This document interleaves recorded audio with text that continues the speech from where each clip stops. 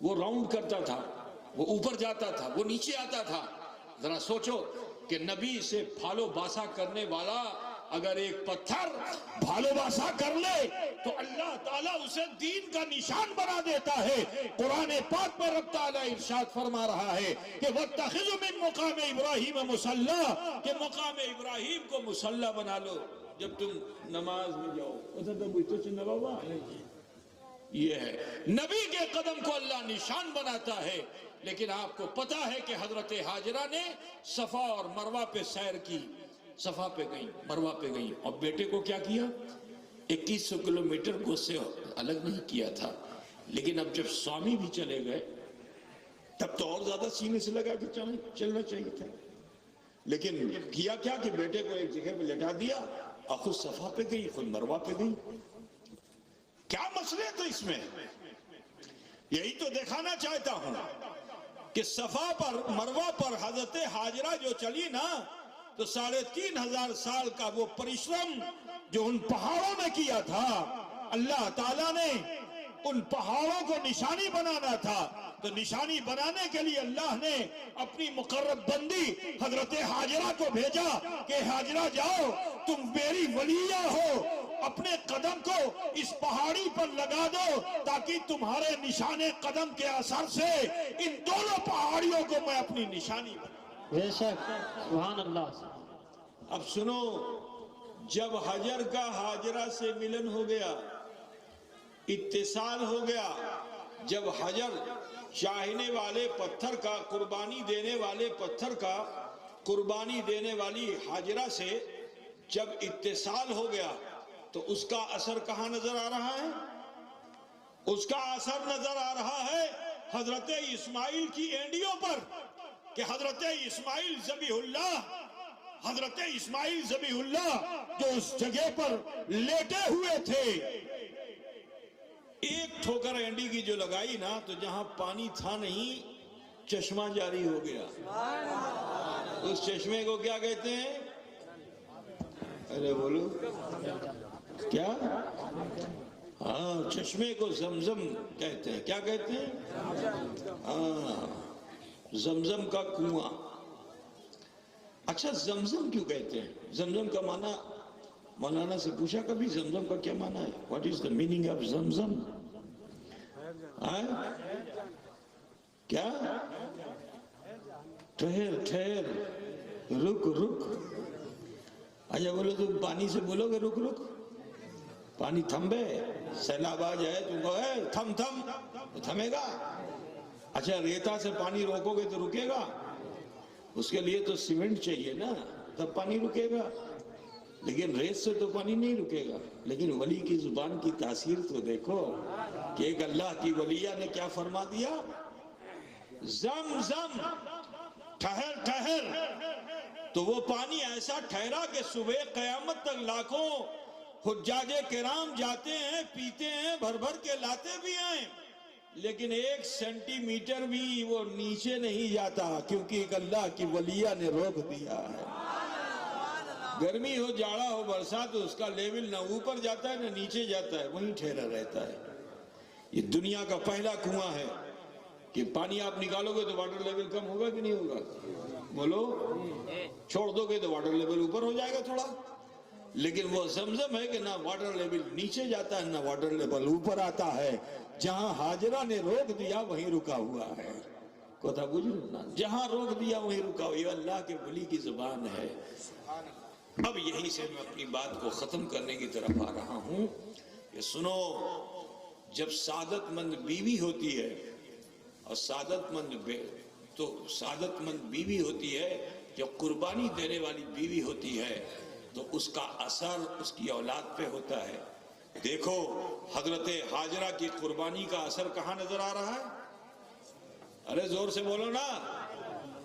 ماں باپ کی قربانیوں کا اثر اسماعیل کی اینڈیوں پر۔ سعادت مند بیوی، سعادت مند بیٹا ایسا کہ جو راہ خدا میں اپنی گردن کٹانے کے لیے تیار ہو جائے۔ تو جب سعادت مند بیوی، سعادت مند بیٹا ہوا تو اللہ تعالیٰ نے تنور سے پانی نکالا تھا ساری دنیا میں پانی ہی پانی پھیل گیا، لیکن وہ تباہی کا نشان بن گیا۔ آج بھی ساری دنیا میں زمزم کا پانی پھیل رہا ہے، لیکن وہ تباہی کا نشان نہیں ہے، بلکہ مریضوں کے لیے شفا کی علامت بن گیا۔ عزیزوں، بس یہیں سے بتانا چاہتا ہوں کہ سنو، جس طرح سعادت مند بیوی کا اثر بیٹے پر، بیوی اگر اچھی ہوگی، ماں اگر اچھی ہوگی تو اس کا اثر کہاں ہوگا؟ اولاد کے اوپر ہوگا۔ الولد سر لابیہ، بیٹا وہی ہے کہ جو اپنے باپ کے پرتو ہوتا ہے۔ اب سنو، میں یہی بتا دینا چاہتا ہوں، میرے جد کریم حضرت سیدنا غوث الاعظم پیران پیر دستگیر، وہ بھی ایک سعادت مند باپ کے بیٹے ہیں، ایک سعادت مند ماں کے بیٹے ہیں۔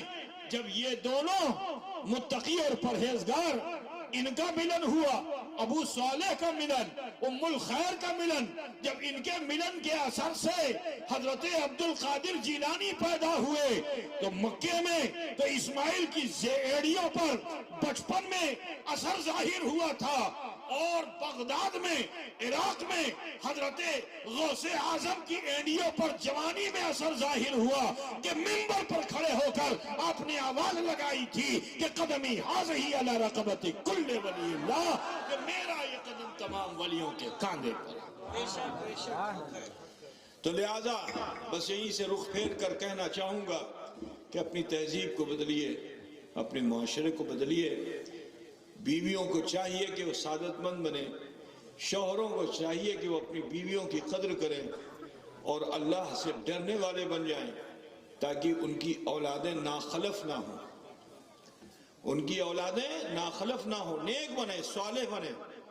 اگر آپ اپنے معاشرے کی اصلاح کرنا چاہتے ہیں، اپنے سماج کے اندر چاہتے ہیں کہ برائیاں دور ہوں، تو ضرورت اس چیز کی ہے کہ تقوی اور پرہیزگاری کی طرف آمادہ ہوں، ڈریں، اپنے رب سے خوف خدا رکھیں، اللہ سے معافی مانگیں، اور اپنی تہذیب کو بدلیں، اپنے کلچر کو بدلیں، تاکہ جو تمہاری جنریشن پروان چڑھ رہی ہے یا آنے والی جنریشن ہے، وہ پھر ایسی نہ ہو کہ جو ماں باپ پر ظلم و ستم کرنے والی ہو، بلکہ ماں باپ کی عظمتوں پر نثار ہونے والی ہو۔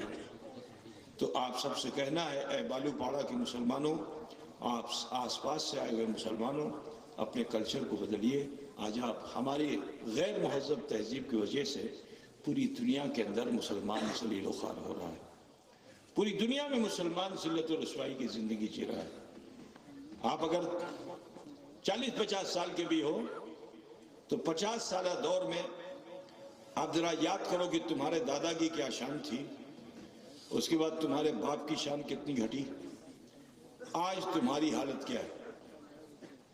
دادا تمہارا بہت عزت سے جیتا تھا، دادو دادا نہیں، دادو دادو بولتے نا، بہت عزت سے جیتا تھا، باپ کو کچھ کم عزت ملی، آج ہم ذلت کی زندگی جی رہے ہیں، آج ہم رسوائی کی زندگی جی رہے ہیں۔ وجہ کیا ہے؟ کیونکہ ہم نے اپنی تہذیب کو بدل ڈالا۔ وہ باپ و دادا جو تھے وہ سوکھی روٹیاں کھاتے تھے، وہ باپ دادا ایک ہی چادر میں پورا گھر سو جاتا تھا۔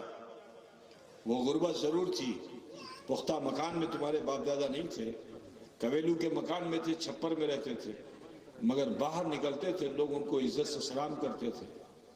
آج افسوس ہے کہ ہم نے مکانات تو بہت اچھے بنا لیے، رہنے کے لیے بستر تو بہت اچھا بنا لیا ہم نے، لیکن عزیزو عزت ہمارے پاس سے جا چکی ہے، کیونکہ ہم نے اپنی تہذیب کو گنوا دیا ہے، اپنے کلچر کو کھو دیا ہے۔